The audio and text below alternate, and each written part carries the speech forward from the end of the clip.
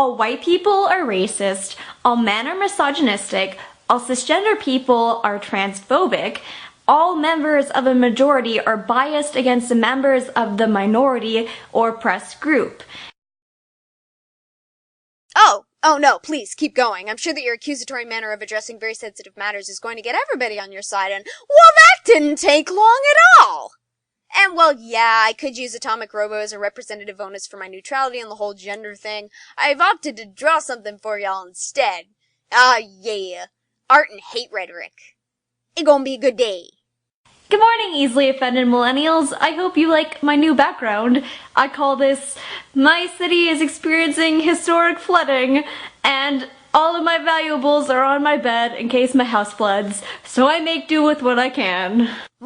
I'm almost 90% sure he stole those chairs from my house. Man, I gotta start locking doors. Cute and canny, more than just one out of many. Okay, you know, I could make a really tasteless, though topical joke about the whole snip snoop thing, particularly the snip part, but I'm gonna nip that in the bud. Nip, nip, nip, nip, nip. This video is going to include discussions about racism. Oh, wonderful. Such an unfortunately looked over topic in my opinion. People have always been so unwilling to talk about things that make them uncomfortable. I mean, look at me avoiding using gendered avatars right now. I'm glad to see that you'll be able to approach this topic like a well-informed and willing to inform mature man whom... And because I am white, none of these thoughts about racism in this video are my original thought. Well, that joy lasted all of 8 seconds. Like seeing a puppy do a cute little dance before backflipping into a volcano. The volcano being the comment section. I accredit to most of the ideas that I have picked up from these two videos created by two very lovely black YouTubers. So go and check them out, please, because they're lovely and awesome, and like, why not? Because this guy constantly spouts anti-white rhetoric, which I find to be on par with anti-fucking any race rhetoric, and this girl's the moron who preached about the detriments of cultural appropriation while sporting a Japanese channel name. Konojo wa nihongo de wa fucking nai desu. The hypocrisy is strong with both of them, and I'm allergic to that shit. Question, am I gonna need a lot of reactin for this video? All white people are racist, all men are misogynistic, all cisgender people are transphobic, all members of a majority are biased against the members of the minority or oppressed group. And my outright stating this, despite not giving any sort of numbers, statistics, or visual cues regarding this matter, will in no way affect the way my message, which I want to spread to the minds of others, will be received by those with slightly different views to my own. Does my using sarcasm count as ableism? In fact, most people are racist, misogynistic, transphobic, ableist, etc. It's etc., you fucking anti-linguist. I am racist, classist, ableist, and I probably contribute to many other systems of marginalization that I am not aware of. So what you're saying is your views on minorities or those of a different social or sociological standing to you are entirely toxic, and I shouldn't listen to a word you say because your opinions on the matter will be hateful and based not on studies or biological parameters, but instead on your own skewed view of the world. Good to know! Words like racist, misogynistic, and transphobic are not insults, nor are they stereotypes or generalizations. Rather, they are facts about the way we are socialized in a Western society, and in most other societies. Okay, dude. 1, that ain't how words work, and this is especially not how these words are defined. Defining words is kind of important because it dictates how groups of people communicate with one another, and you're broadening the term to have it encompass what those definitions don't include won't in and of itself change the actual definition of those words. It's like if I said puppies don't walk on their hind legs, they also use their tentacles for better mobility. 2, if this is with regards to most other societies, then what the fuck is this? I talk mostly about Western societies because that is what I have the most experience with. Big surprise here, that's what I have the most experience with is vague enough that all I could think of was, well then, what's your experience with other societies? Clearly, if you're passing judgment that such a large number of varied societies and cultures address delicate situations in much the same way, you must have had some sort of understanding of all these different societies. But not only do you fail to mention what these particular societies are, you also fail to mention where exactly the minority of your experience regarding those societies comes into play here. Herpader, if you're going to pass broad statements about large groups of people, you have to be able to provide evidence to support your thesis. This shit is taught in fucking high school. Present your thesis and cite your fucking sources. Furthermore, despite you saying that these words are not insults, you can't dictate how other people are going to feel when you call them things that they deem to be disrespectful. And this is something I would expect you to know, considering you're transgender, and I would assume that you find being referred to as she or her to be incredibly insulting and disrespectful. Are you then going to get in a tizzy if someone tells you that pronouns are not insults and therein you can't be insulted? You've passed such a broad generalization without providing any sort of readily understandable statistics or visual cues behind your words that I wouldn't be surprised if people were insulted and wanted to argue with, whoop, there it is! Saying that we're all raised to believe that gender is defined by anatomy and chromosomes is not a stereotype. It's a fact about how we are raised. No, it's a fact about our limited understanding of humans. Despite being humans ourselves, I'm sure this will come as a surprise to no one when I say that we don't inherently know everything about our own bodies, what those bodies are capable of, or even what could be potentially wrong or right about those bodies. Scientifically, we've previously correlated gender with sex because our understanding was that gender and sex were inherently linked. And yes, this is also dictated by chromosomes. Whilst everyone employs a combination of estrogen and testosterone in their bodies, scientists recognize a pattern where those with a vagina and high levels of estrogen were one thing and those with a penis and high levels of testosterone were another. This gave us two separate genders with very obvious physical traits to apply everyone to. Up until recently, there's been so little understanding of the small minority that went unnoticed that people had no reason to think differently. Before now, we've never had a reason to believe that gender was a matter of psychological disposition rather than chromosomes and hormones present. It's almost like as our scientific and biological knowledge grows, we can alter our understanding of the world and change our behavior accordingly. Weird! Even if you have liberal parents or teachers who teach you about gender identity, you still come into contact with the idea of biological gender through the media or through interactions with other people. Well, yeah, that's because cisgender people are a thing. Their biological sex matches their biological gender, meaning there is no disparity. You don't hear me whining because I'm exposed to straight people all the time. Oh no, as Vic Sage is straight and Renee Montoya is gay. Guess I can only be one of the two. Even if you are raised by open-minded people, you will still be psychologically affected by living in a society built on imperialism, which, by the way, created cisnormativity and heteronormativity. You are psychologically affected by literally everything around you. All that you see, hear, learn, discuss, everything affects you. Furthermore, and I'm sure this is going to sound insulting, but I've already covered why you wouldn't be able to be offended by it based on your own arguments, and just bear with me. Cisnormativity and heteronormativity are a thing, yes, but it's because biologically those are necessary defaults for the species to continue. Biologically, heterosexual intercourse is what produces babies, which furthers the species, which is essentially what all life tries to do. I mean, without doing so, it would piddle out, go extinct, and there'd be no point to it. Cisnormativity is a thing because we apply our understanding of the two genders to our understanding of the two sexes, discounting those in between, and the statistics by which we produce cisgendered offspring. So little of the population is actually transgendered that it makes cisgendered individuals a matter of routine. They are average, they are commonplace, they are traditional. If you want to go the route of referring to it as cisnormativity as though it's a normal process, fine. More power to you. But in recognizing that you are transgender and therein trying to correct the misconception and be referred to by your proper gender, you are reverting from the disparity that caused you distress into something that is more comfortable for you. Effectively, you're transitioning from a state that distresses you into something that you recognize as being more natural to you. More normal.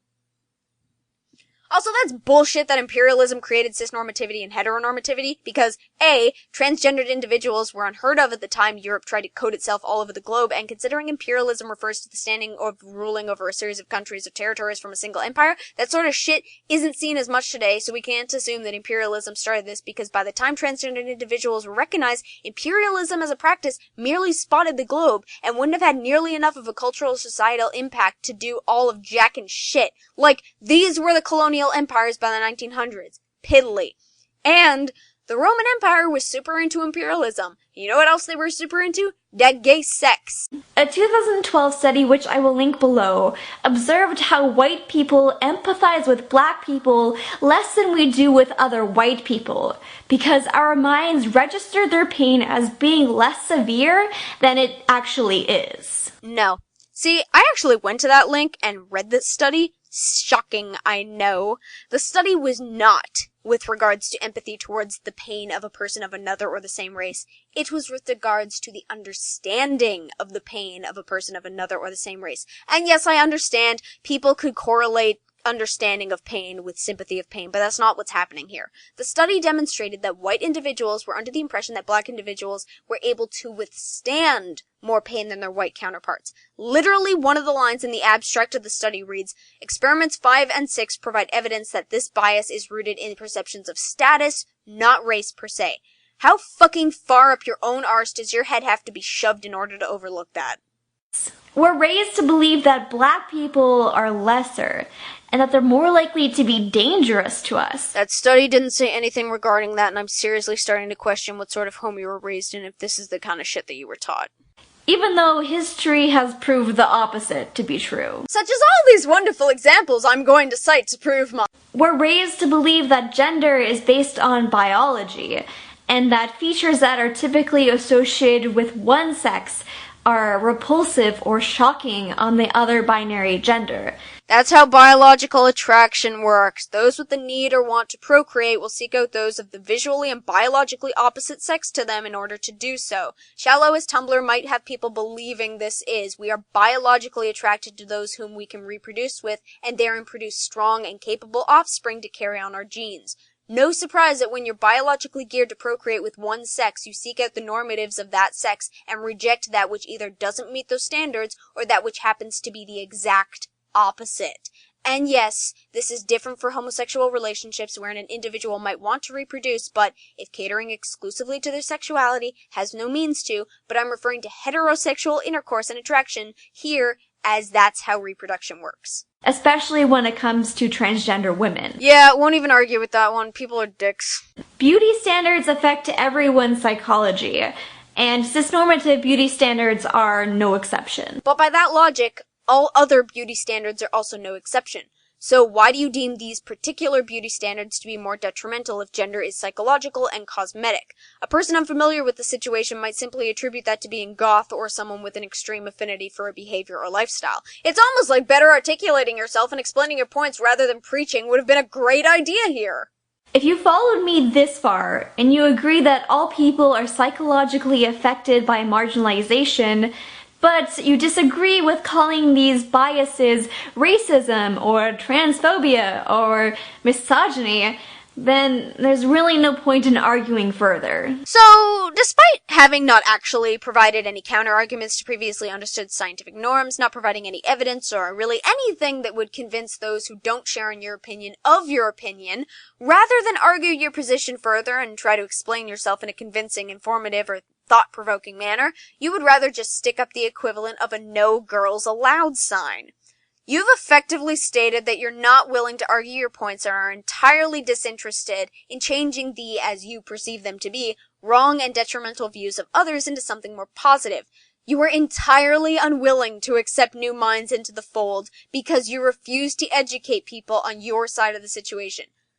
If that isn't fucking detrimental to an ideal, I don't know what the hell is. Once the discussion boils down to disagreement over the definition of a word, it's probably not going to be very productive. Unless you pull out a dictionary.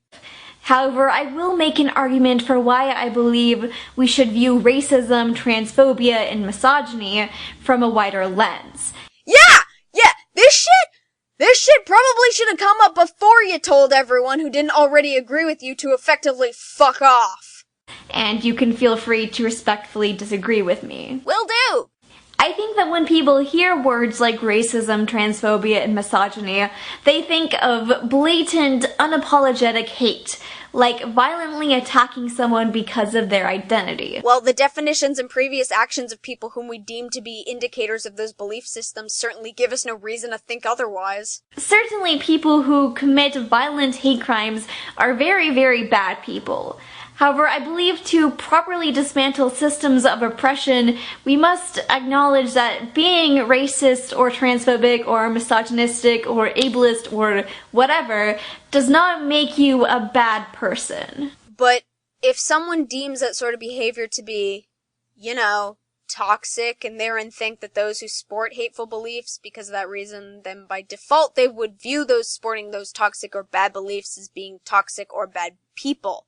Like, if I thought that the Joker and Harley Quinn was a toxic couple because it showcased a damaging relationship, I would not then want to date people who view the Joker and Harley Quinn's relationship as being good or being some sort of goal, because I know that their beliefs directly contradict mine and I have deemed the opposite to be bad. By being afraid to call ourselves racist, we are failing to acknowledge how our biases contribute to systematic racism. Or we're just stating that we don't inherently view one race as being better or worse than another. You know, like the definition of the word. Microaggressions are mocked as not really being a big deal, so we fail to acknowledge when they do legitimate harm. Yes, there have been a lot of police officers who have been outed as members of the KKK, but not every police officer who has harmed an unarmed Black or Latinx person has been a member of the KKK. I cannot deal with this statement. Throughout your video, you've made broad generalizations about huge groups of people stating that this is the way that things are and that's a fact. And yet here you are now creating exceptions where, oh, well, they're not all as bad as this because they don't all do this. You're simply diluting the generalization that you've already made, and big surprise here, if you continue to dilute the pool, you'll eventually come out with something clean. Not all police officers who have beaten Black people are members of the KKK. Not all police officers who have beaten Black people wanted to beat them. Not all police officers who have beaten Black people hate Black people. Not all police officers who have beaten people beat Black people. Not all police officers beat people. Not all police officers are people. Reptoids rule us from the shadows. Subconscious biases are the reason why we're more likely to see a Black person holding a cell phone or toy gun and think we see a dangerous armed person. Dude, you need counseling. And they're also to blame for the fact that many victims of police brutality were never given the medical treatments that could have saved their lives. Such as...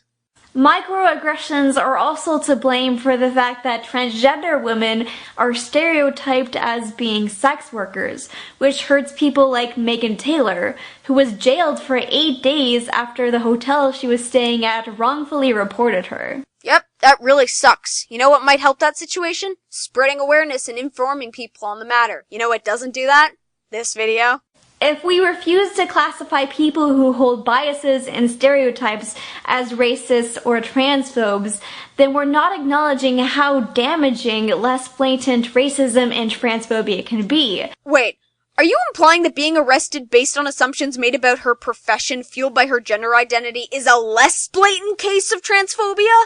And we're not forcing people to become aware of their own microaggressions. The whole point of acknowledging that we're racist, transphobic, misogynistic, etc. is so that we can better recognize our biases and work to overcome them. But if we're all meant to define ourselves as racist, transphobes, etc., then how are we meant to indicate when we've overcome that? Wouldn't we then want to, stop referring to ourselves as those terms? That thing a bunch of people who don't share these opinions already want to do? So those are my thoughts. I don't normally speak on issues that I feel like Black people can much more eloquently and originally speak on. Because being Black means that they're inherently more versed on the situation by birth and haven't come to understand things because of their life or the experiences they've had. A life and experience that I could share but would obviously never come to the same conclusion. Because anti-racism. But I had a lot of people coming to my channel wanting to know why I said all white people are racist, so this is why. I weep for the continuation of the species, I fucking swear. Please don't hate me if I am being naughty. It's my fault, I have a choice. I'm not a freak, I just don't like